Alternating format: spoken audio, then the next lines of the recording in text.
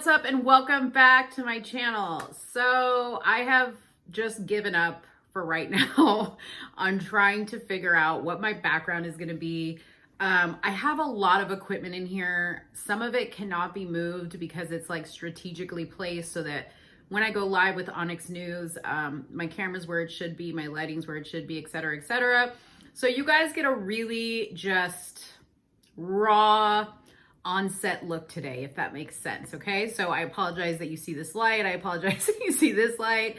I apologize that there's just nothing special going on in the background, but I wanted to get a video up. I missed talking to you guys, and I felt like I needed to talk about this, so let's just get into it. So what I wanted to talk to you about today is something that is super, super important to me, but super, super important that I make you guys aware of it as well. I'm sure you have seen it if you follow me, or if you follow Candace, or even Brandon or Corinne or ABL. But Candace Owens a couple days ago announced that she was going to be, or she had already filed a lawsuit against the Facebook fact checkers. Now, the Facebook fact checkers that I'm referring to is a organization called leadstories.com. Now, they're not the only ones listed in the lawsuit. Also listed is USA Today, or their LLC. I can't remember what it is. It's listed in the docket. But USA Today is also listed in the lawsuit. Now, I have seen a lot of headlines that are a little bit misleading because the headlines say that Candace Owens is suing Facebook, when in reality, she's not really suing Facebook. She is suing their fact checkers. And I'll tell you why she is suing their fact checkers. Now, first of all, let me say this. What she is doing is long overdue. These platforms of Twitter and Facebook and Instagram, which is the same as Facebook, have been censoring certain groups of people for quite some time now. It's been a little bit less in past years, but this year, and especially the past few months, have been brutal. I know for myself alone, I have been shadow banned on Instagram. My engagement on my YouTube has gone down. I'm not on Facebook, but like Twitter, just overall, my data that I was like seeing hundreds and thousands of views to things that I would post a day, I'll be lucky to get maybe 300 in 48 hours, okay? And it's across the board. I mean, Brandon's been experiencing it, ABL's been experiencing it, Candace has been experiencing it, the President of the United States has been experiencing it. And you guys, I need to say this, okay? When somebody like the President of the United States cannot state his opinion or cannot speak his mind on social media, whether you think he should talk on social media or not, it is his right. He's a citizen of the United States. It is his right to have freedom of speech. But when even he is getting censored for what he says, that's scary, okay? Because what that means is we are all in danger of having our voices silenced. Now, particularly big tech, and when I say big tech, I'm talking about the Facebooks, the Instagrams, the YouTubes, the Twitters, okay? Big tech is not interested in fact-checking facts. They are interested in censoring opinions of the facts that don't fit the narrative that they would like to be out there, okay? Which is the opinion of the left, okay? We all know that these platforms are all very left-leaning. A couple of months ago, I think a month ago, actually, they just did another one. You heard, the CEOs of Twitter, Google, and Facebook all speak to the Senate about, the questions that they had about their censoring of certain individuals and certain types of posts. So going back to this lawsuit, it is very, very important, okay, that Candace does this, because this is not just for her and to benefit her and, to make right what they've done to her.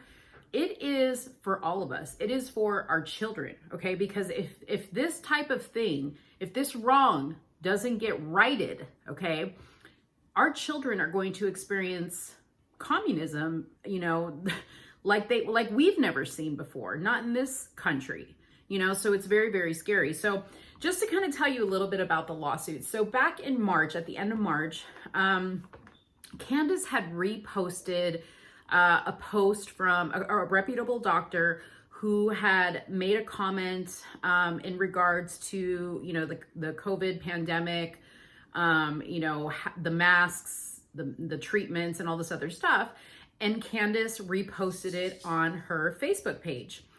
Now, this was an opinion, okay? So I want to stress that because it is very important to know that these fact checkers need to be very careful about what they feel they need to fact check, okay?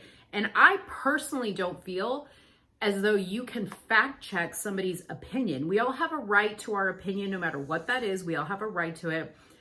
And how you go about fact checking somebody's personal opinion is beyond me. I don't know how that works, okay? So Candace is filing this lawsuit to take them to court because she feels like, well, it's not how she feels, it is what happened. She has been severely impacted by this. So since they censored her post on Facebook and many other posts that she's made since then, she's actually lost the ability to gain revenue from her Facebook page. Now, I had no idea how much Candace was gaining monthly just from Facebook alone, but she is gaining over $1 million a month from her Facebook revenue. Now, it works the same way it works with YouTube, that you, post something and, advertisers can advertise on your page. Well, now her page on Facebook states that there are no advertisements on that page. Therefore, it is impacting her revenue, and $1 million a month is a big hit to take. Okay. So I know that part of this lawsuit is so that Candace can, recoup some of that money, in addition to the legal costs that she's now having to front for this lawsuit. But it's more than the money. It's the principle of what it represents. She's fighting for our voices. She's fighting for our freedoms, the freedoms that we already have rights to, So I really, really hope that she is successful in this lawsuit. She's got two very, very strong lawyers. One of them is Todd McMurtry, who was actually the lawyer for the Covington Catholic case, which just recently took place involving Nick Sandmann, who, sued CNN and another news outlet. I believe it was maybe the Washington Post. I can't remember who the other party was. But they ended up settling out of court for defamation of character, for a very large amount, I might add. And then the other lawyer who is actually coming out of retirement to help represent Candace is John P. Cole. Now, John P. Cole, a lot of people probably aren't going to know him, but he won a very, very, I think one of the biggest cases of our time against big tobacco.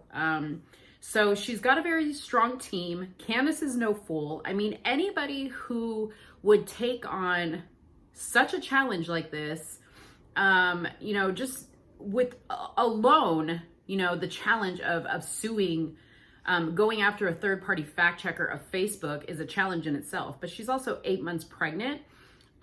This is costing her a ton of money and a ton of time. She's, again, having a baby. She just came out with a book. She's got all these other projects going on. So it must be something that I know it is something that she really, really believes in.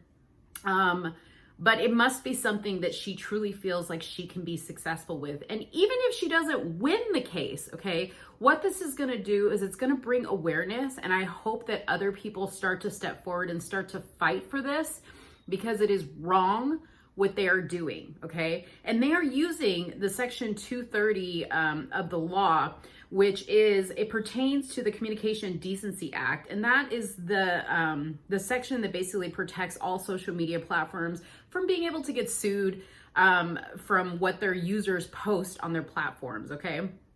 So the judiciary committees that you've been seeing with the CEOs of Google and Facebook and who's the other one? Amazon, I think, was another one. Anyways, those judiciary committees are to discuss that whole Section 230 that they're looking at really carefully to see if they need to make adjustments to that law, if they need to overturn it. But whatever it is, they need to do something about the censorship because it is out of control. I'm going to give you my own personal recent experience, and I was blown away. I mean, like I said, I have been shadow banned. Shadow ban basically means that, like on Instagram, they're not showing my posts, they're not showing my stories. People have to go directly to my page to see if I'm even alive, okay?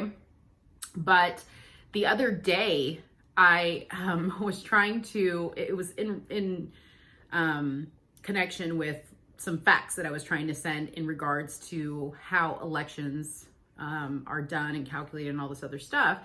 And so I went to the Constitution, okay, to see what the Constitution says in regards to elections, okay? So I found the page that I needed, and I was like, rather than summarize it, rather than, just take a little piece of it, I'm going to screenshot the whole page so it shows that it's coming from the Constitution, so it shows my source, and I'm gonna send it, I'm gonna post it, okay? So I go to post it, and I immediately get a message that says they are placing a label on my post to let my viewers or my subscribers or anybody that's going to look at that post know that they could be potentially looking at false information that could be harmful to them. You guys, this is the Constitution. What world do we live in, okay, where the Constitution is harmful? You have to really ask that question and wonder, what is this world coming to when the Constitution is censored? Okay, that is a really scary thing. Just last night, okay, where were the fact checkers when, it was all over social media last night? For a brief moment, you could, on Apple phones, pick up your Apple phone and say, hey, Siri, how old is the President of the United States? And Siri replied, Kamala Harris is da-da-da-da-da-da years old. Yes, you heard right, Kamala Harris. Siri was recognizing Kamala Harris as the President of the United States. Where were the fact checkers, okay? Where were the fact checkers to fact check Siri? Okay, you gotta remember, Siri is an Apple, I don't know what you call it, but it's proprietary to Apple, and that's a little scary. So, it just goes to show that these,